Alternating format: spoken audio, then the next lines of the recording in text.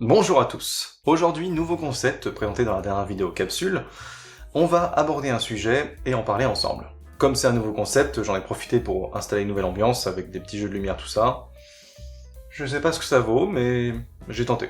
Alors, petit disclaimer en début de vidéo, ce sera des sujets qui vont pousser à une réflexion subjective, ce qui veut dire que ce sera mon ressenti, mon avis, donc soyez indulgents s'il vous plaît. Ceci étant dit, on va pouvoir commencer.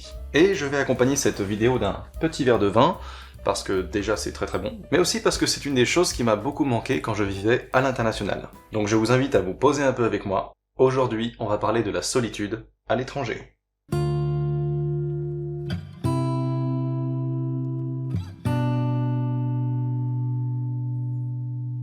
Qu'on soit clair, cette vidéo c'est pas pour se plaindre, mais c'est pour partager un sentiment, mais aussi et surtout pour aider ceux qui pourraient se retrouver dans la même situation que je l'étais. C'est normal de se sentir seul parfois, mais j'aurais peut-être aimé tomber sur une vidéo comme celle-ci à ce moment-là. Vous savez, pour moi, quand on arrive dans un pays, il y a comme une courbe de joie qui est assez particulière. C'est une sinusoïde amortie, histoire que ça parle à tout le monde. Je rigole. Avant de partir en voyage, on a un peu une attente du voyage, et on est très excité de partir. Plus on avance, plus on va découvrir des nouvelles choses, et donc des nouvelles possibilités. Jusqu'au moment où on a pas mal découvert la culture, pas mal découvert l'endroit, jusqu'à développer des habitudes. Là, il y a certains manques qui vont apparaître de plus en plus, et c'est à cet instant, d'après moi, qu'on peut se sentir vraiment seul.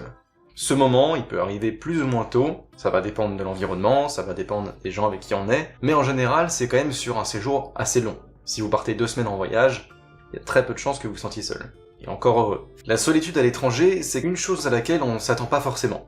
Et même si on s'y attend, on peut pas forcément s'y préparer, parce qu'on l'a pas vécu en fait. Le fait de ne plus voir ses proches, que ce soit sa famille ou ses amis, le décalage horaire, qui peut être plus ou moins important, le manque de repères, puisqu'on est dans un décor totalement différent, la barrière de la langue parfois, les différences de culture, ou encore le regard des autres, c'est tout un tas de facteurs qui peuvent nous pousser à l'isolement et nous sentir seuls. La première fois où j'ai pu expérimenter la solitude, c'était en Malaisie. Pour remettre un peu le contexte, j'ai fait un semestre d'études à Swinburne University, et c'était mon premier voyage à l'étranger sans ma famille. Et puis, c'était vraiment pas à côté, qui plus est. Pour ce semestre à l'étranger, j'étais parti avec 2 Français de mon école, qui n'étaient pas mes amis à proprement parler. Ils étaient sympas, mais c'est pas des gens avec qui je partageais énormément. Et donc on n'avait pas forcément les mêmes envies. Moi, arrivé en Malaisie, je n'avais qu'une envie, c'était de découvrir le pays, découvrir la culture, parler aux locaux, rencontrer plein de gens.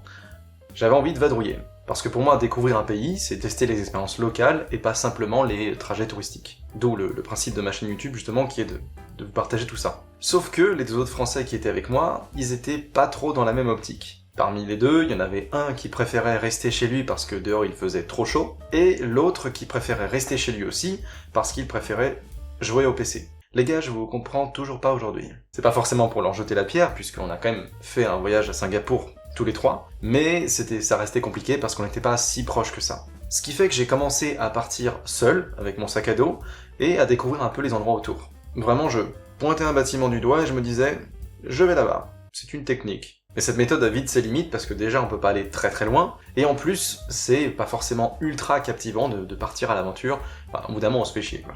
Surtout que moi, ce qui comptait beaucoup, c'était de rencontrer des locaux. Aller parler aux gens, ça peut être assez compliqué, et je suis pas non plus des plus extravertis, ce qui fait que aborder un groupe en étant seul, c'est toujours un peu compliqué. En plus de ça, je parlais vraiment pas bien anglais. Je connaissais la théorie, je connaissais vite fait la grammaire, mais j'étais pas capable d'aligner 2 phrases. Du coup, dans un pays où tout le monde parle anglais, c'est un peu compliqué.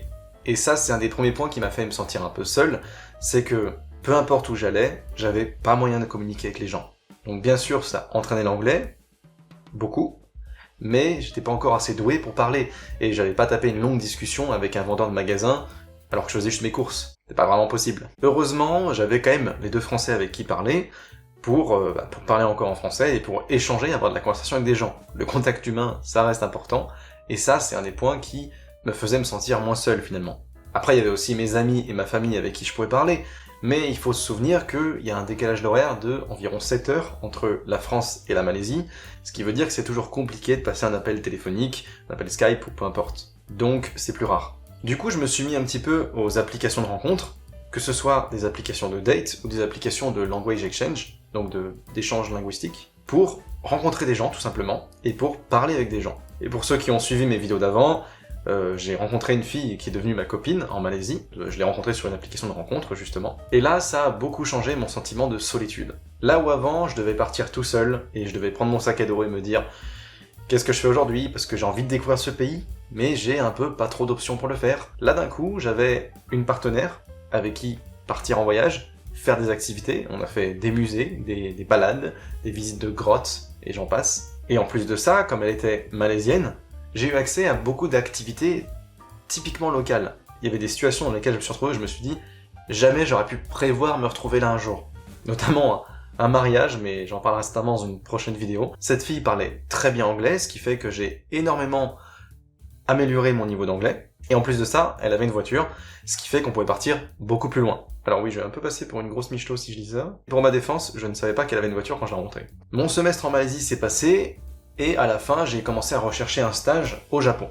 Ce qui en soi était compliqué, puisque j'étais français en Malaisie, et je cherchais un stage au Japon sans parler japonais. Mais ça a marché. J'ai trouvé un stage dans une boîte française, et donc je me suis directement dirigé vers le Japon. Le Japon, c'est vraiment l'expérience qui va me servir de contre-exemple, puisque je me suis à aucun moment senti seul. Déjà parce que je vivais chez mon frère, salut Erwan, et donc j'avais un petit coin français dans lequel me poser. Parce que chez mon frère, nécessairement, ça transpirait la France, et en plus, je m'entends bien avec mon frère. Mais aussi, la boîte que j'ai intégrée, du coup, c'était une boîte française. Ce qui veut dire que j'avais des collègues français, et aussi des collègues japonais. Et ça, c'était vraiment top en termes d'expérience. Déjà parce qu'ils m'ont embarqué dans un tas d'activités telles des karaokés ou des bars, mais en plus parce que j'avais des gens des deux cultures avec qui parler, et des gens qui connaissaient les deux cultures. Alors que pourtant, mon stage c'était de me balader dans les rues de Tokyo, et de prendre en photo des bouteilles d'alcool devant des décors japonais. Posez pas de questions, je sais que c'est spécial, je le raconterai peut-être un jour. Et donc du coup, j'étais seul toute la journée, et à rentrer seulement le soir chez mon frère. Mais en aucun cas, j'ai senti cette solitude parce que j'avais forcément un pied à terre quelque part, et que j'avais des gens avec qui parler constamment. Ce qui était très différent du coup du troisième voyage que je vais citer, à savoir la Corée du Sud. C'est vrai que ça me manquait ça quand même. Tu veux un verre en fait? Faudrait que je te trouve des mini-verres à vin. Bah parce que cette quantité-là, ça va t'assommer. Je suis parti en Corée du Sud dans le cadre d'un semestre à l'étranger aussi, mais ce semestre de 4-5 mois, je l'ai étendu en 9 mois parce que je cherchais un stage en Corée du Sud. Et donc ce séjour en Corée, il est vraiment séparable en 2 étapes. Première étape, j'étais étudiant international à Jeju University, à Suwon, donc au sud de Séoul. Et contrairement à la Malaisie, je suis parti avec un groupe d'amis déjà, et aussi avec beaucoup de Français. Ce qui fait que j'ai même rencontré des gens qui sont devenus des amis très proches, que je vois encore souvent aujourd'hui. Salut les gars. Et donc même si je vous incite à rencontrer des locaux quand vous partez à l'étranger, c'est toujours rassurant d'avoir un groupe d'amis français, parce qu'on a toujours des gens vers qui se tourner si on est un peu perdu. Je logeais dans le dortoir international de Jeju, ce qui veut dire que j'étais entouré d'internationaux et de français. La rencontre de locaux était facilitée, puisqu'il y avait des groupes au sein de l'école qui poussaient les internationaux à rencontrer des Coréens. Puis il y a eu la fin du semestre, et là on entre dans la 2e étape. À ce moment-là, j'ai décidé de rester en Corée plus longtemps, parce que j'aimais beaucoup le pays, et je voulais rechercher un stage pour rester en Corée. À vrai dire, je cherchais soit un stage en Corée, soit un stage au Japon, mais je voulais rester dans un de ces 2 pays. Mais du coup, la plupart de mes amis, si ce n'est tous, français ou internationaux, sont partis. Puisque c'était la fin de leur semestre, la plupart des gens sont partis. Sauf les Coréens, bien sûr.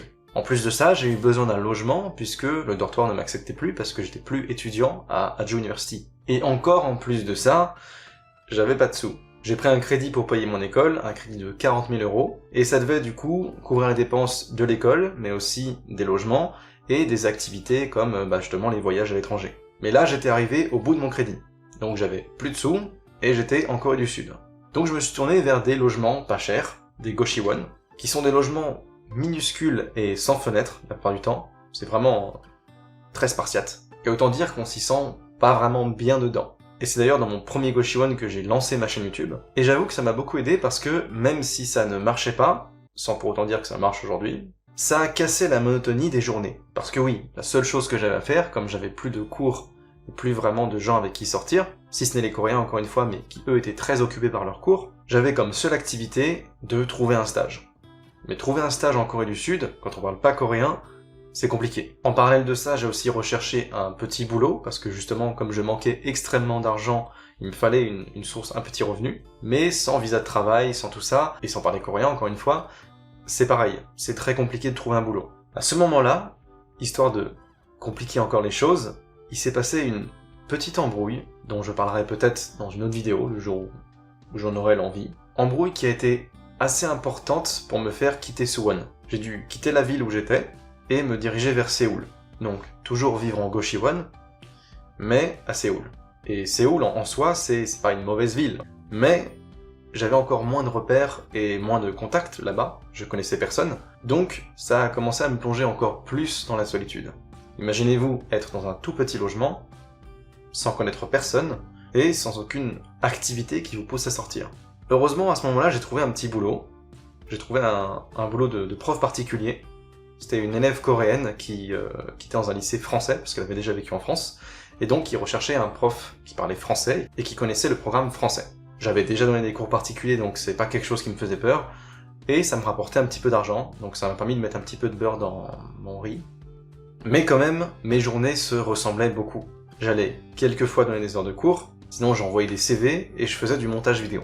Et le fait d'avoir si peu d'activités et qui pousse pas tant que ça à sortir, parce que YouTube, il y a quelques phases où je sortais pour filmer, mais il y avait aussi beaucoup de phases de montage où j'étais chez moi enfermé, eh ben ça pousse un petit peu à se morfondre. En plus de ça, c'était un peu déprimant d'envoyer 15 000 CV et lettres de motivation chaque jour et d'avoir zéro réponse, parce que c'est aussi ça la recherche de stage, et donc j'ai vraiment eu une grosse perte de motivation.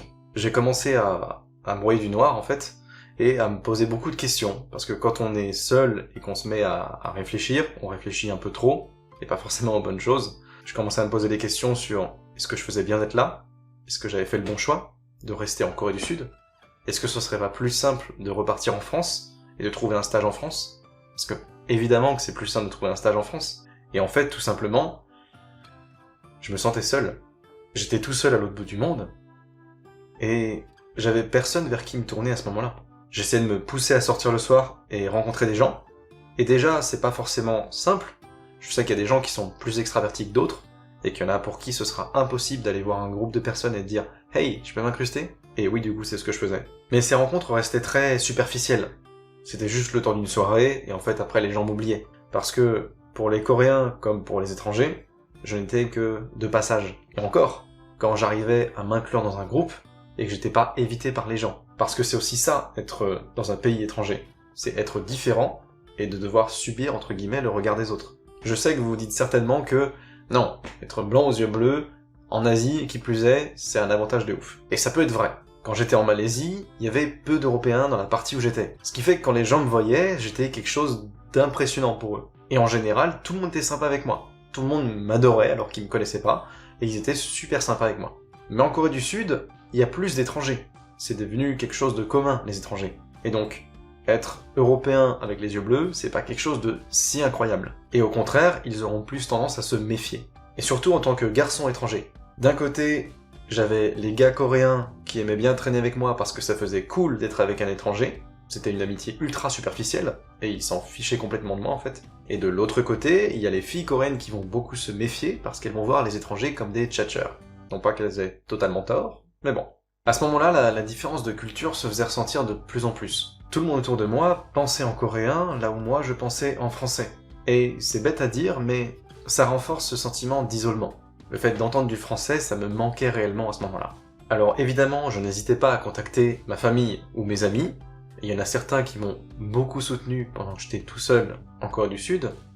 Mais encore une fois, avec le décalage horaire, c'était compliqué de s'arranger pour tomber sur des bons créneaux. En plus de ça, je me disais que je les embêtais peut-être, parce que c'est moi qui me sentais seul, et donc c'est moi qui les contactais pour parler. Mais eux, ils avaient leur vie totalement normale, donc peut-être que je les dérangeais plus qu'autre chose. Mais en vrai, il faut pas se dire ça. C'est jamais un souci de parler à un ami. En plus de ça, si vous êtes à l'étranger, vous avez forcément un tas d'anecdotes à raconter. Donc, il faut vraiment pas hésiter à contacter les autres. En fait, j'essaie de rester optimiste. Et je pense que c'est le plus important. On n'est jamais réellement seul. On a toujours quelques amis avec qui passer du temps. Moi, j'avais notamment quelques Coréens que je voyais encore régulièrement. Même s'ils avaient un emploi du temps très chargé, je pouvais quand même les voir de temps en temps. Je prenais aussi le temps de profiter de petits plaisirs. Par exemple, quand je faisais du montage, j'aimais bien me prendre une bouteille de Makgeolli, un alcool coréen, et des petits snacks coréens qui ont pas de goût mais que j'aime bien, et je me buvais une petite bouteille de Makgeolli pendant que je faisais mon montage. Et en fait, ça me faisait plaisir, et je me disais pourquoi me priver si ça me fait plaisir, je suis tout seul, je peux me le permettre. Attention, je me dis pas de se mettre une caisse parce qu'on est tout seul, je me buvais juste un petit verre avec des snacks, mais ça aurait pu être une tablette de chocolat ou un dessert coréen ou peu importe. Je me poussais aussi à faire des activités régulièrement. Par exemple, j'aimais beaucoup faire des sorties Popki, parce que j'adore les Popki. Si les termes que vous connaissez pas, je mets des vidéos là depuis tout à l'heure si vous l'avez vu. Mais aussi, il y a ma chaîne YouTube qui me poussait à sortir filmer des trucs à droite à gauche. Par exemple, quand je rédigeais le script de certaines vidéos, je préférais largement aller scripter la vidéo dans un café plutôt que de rester chez moi. Le plus important, c'était de ne pas rester enfermé dans mon Goshiwon. C'était de sortir et de voir du monde. Je continuais aussi à essayer de rencontrer des gens, que ce soit dans les bars, ou sur les applications, ou les groupes Facebook. Il y avait notamment un bar dans lequel il y avait des événements Facebook qui étaient organisés pour faire se rencontrer les différents internationaux avec des Coréens. Et ça, c'est le genre d'événement où j'aurais préféré les découvrir plus tôt, parce que j'ai découvert un peu tard. Surtout que c'était des gens qui venaient là dans la même optique que moi, c'est-à-dire pour rencontrer des gens. Donc il y avait moins ce côté stressant de demander de s'incruster. Et surtout, il y a une chose en particulier que j'ai toujours aimé faire, que ce soit en Malaisie, au Japon ou en Corée, c'est de m'arrêter un instant, de faire abstraction de tout, et de me dire « je suis à l'autre bout du monde ». Et la chose qui est drôle, c'est que je me souviens encore des fois où je l'ai fait, et être à l'autre bout de la planète, même si j'étais seul, je me sentais bien. Et vous savez, au final, si vous demandez pour la fin de l'histoire en Corée du Sud, j'ai pas trouvé de stage. J'ai dû rentrer en France en catastrophe et commencer mon stage 2-3 jours après. Mais je ne regrette en aucun cas d'être resté plus longtemps en Corée du Sud. Et ce, malgré la solitude. C'est normal de se sentir seul parfois. Mais il faut savoir se retrousser les manches et rester optimiste. Et une dernière chose. Peut-être que vous êtes en France actuellement, et donc pas vraiment concerné par ce problème de solitude. Mais dites-vous qu'il y a un tas d'étrangers autour de vous qui se sentent probablement très seuls. Donc, si vous en avez l'occasion, soyez cool avec eux, comme vous aimeriez qu'on le soit avec vous.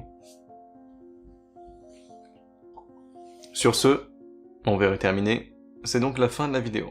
N'hésitez pas à liker et à vous abonner, si vous êtes encore là c'est que la vidéo vous a plu. Vous pouvez également proposer des sujets à traiter pour les prochaines vidéos réflexion, et me dire ce que vous avez pensé de ce concept. Et je vous dis à la prochaine, ciao.